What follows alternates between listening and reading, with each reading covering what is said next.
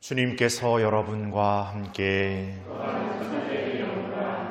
요한이 전한 거룩한 복음입니다.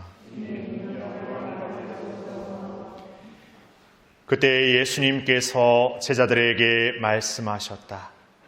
내가 너희에게 할 말이 아직도 많지만 너희가 지금은 그것을 감당하지 못한다. 그러나 그분 곧 진리의 영께서 오시면 너희를 모든 진리 안으로 이끌어 주실 것이다.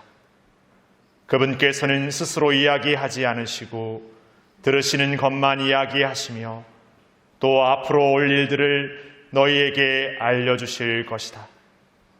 그분께서 나를 영광스럽게 하실 것이다.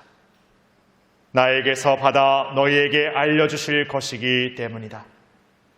아버지께서 가지고 계신 것은 모두 나의 것이다. 그렇기 때문에 성령께서 나에게서 받아 너희에게 알려주실 것이라고 내가 말하였다.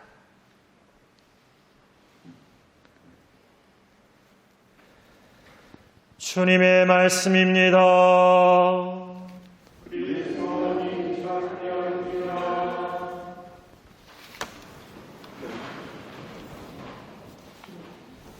참 예수님, 여행 오시거나 기타 등등의 사유로 오늘 화순성당의 미사를 처음 오신 분 손들어 보시겠습니까? 요 뒤쪽에 좀 꽤 있으신 것 같은데 아닙니까? 예? 아, 작년에 작년에 왔어서 예. 예, 저도 작년에 왔었습니다. 예, 반갑습니다. 기억 못해서 죄송합니다.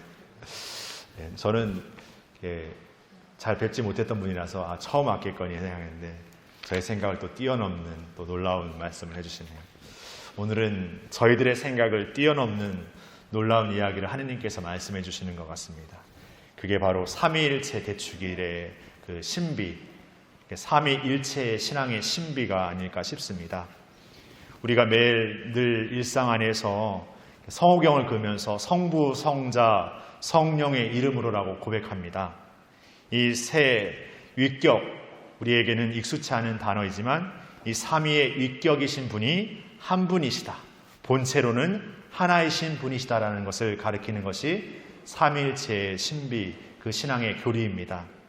그래서 이 신앙의 교리, 삼위일체의 신비를 많은 신앙의 성인들도 이렇게 지적으로, 이성적으로 이해하려고 노력했지만 모두 실패했습니다.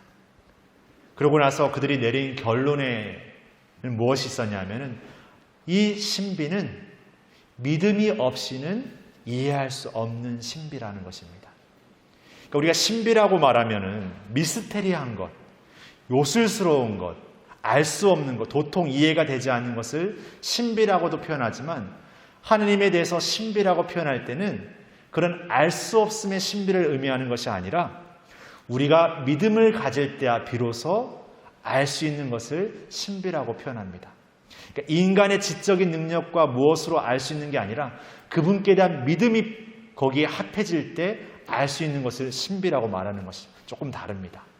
그래서 오늘 삼일체의 신비도 우리에게 세 분이신 성부, 성자, 성령이 한 분이시라는 어떤 논리적인 삼위 하나가 된다라는 것을 이해하라고 요구하는 것이 아니라 우리가 그분께 대한 믿음 안에서 하느님은 이 성부, 성자, 성령 안에서 온전히 하나이신 주님으로서 우리에게 완전한 그 하나로서의 어떤 사랑을 드러내시는 분이시라는 것이죠. 그러니까 이 하나라는 것은 하느님의 분명한 사랑의 속성입니다. 그러니까 하느님 안에서 사랑이라는 것은 너와 내가, 우리가 하나가 된다는 것을 의미합니다. 공동체가 하나가 된다는 것, 부부가 하나가 된다는 것, 이것도 하나이지만 여기에는 어딘가 모르게 조금 흠결이 있습니다. 어딘가 모르게 좀 부족함이 있습니다. 하나라고 말하지만 때로는 그 하나가 깨어질 때가 있죠. 다투기도 하고 뭔가 그 안에 시기 질투가 있기도 하고 여러 가지 어떤 불평, 불만이 있기도 하고 우리 인간적인 모습 안에서는 그 하나라는 것은 이렇게 요원하게 들리는 어딘가 이렇게 그 완전함은 우리에게 이렇게 있을 수 없는 그런 곳으로 비춰지지만 하느님 안에서는 그것이 가능해진다. 그리고 그 우리의 모든 것을 넘어선 그 하나됨의 완전함을 우리에게도 가능하시도록, 우리에게도 완전히 이루어지도록 하시는 것이 바로 그분이 우리에 대한 사랑의 전부였습니다. 그래서 오늘 제일독서를 보면 창조의 이야기가 나오는데 하느님께서 우리라는 존재를 가장 먼저 창조하셨다라고 오늘 잠언의 예언서가 표현하는데, 창세기를 보면 그 창조의 모습이 당신의 모상으로 창조되었다. 당신의 얼로 우리를 창조하셨다. 가장 사랑하시는 존재를 당신의 모습다운 존재로 이렇게 창조하신 것입니다.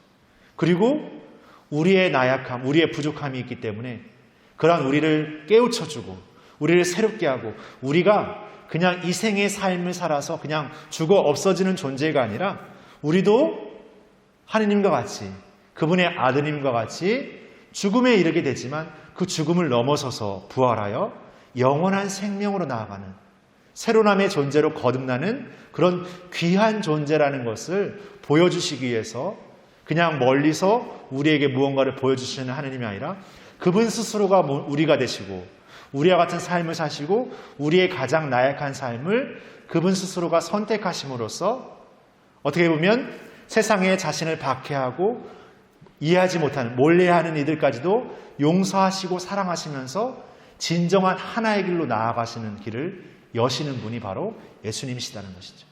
그리고 그러한 하나됨의 길을 여시는 그 안에서 성부, 성자, 성령이 이루는 그 사랑과 하나됨의 모습이 바로 우리 안에도 이룩되어질 수 있다는 것을 보여주신 것이죠.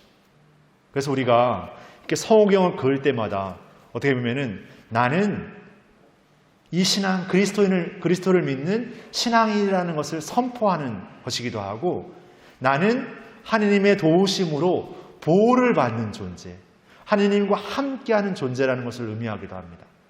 그러니까 우리가 삼일체 신앙을 고백하는 것은 그냥 멀리 있는 하느님에 대해서 그냥 읊조리고 그냥 감상하고 그냥 뭔가 거기에 연호하는 그런 우리가 아니라, 지금 우리가 그 성부, 성자, 성령이신 하느님의 그 하나됨의 사랑의 그 힘을 받아서 우리도 우리가 살아가는 삶에서 부족하지만, 때로 나약하지만, 때로 모자라지만 그 삶을 넘어서서 그 완전함으로 나아갈 수 있다는 희망을 안고 살아가는 존재라는 것을 기억하는 것이죠.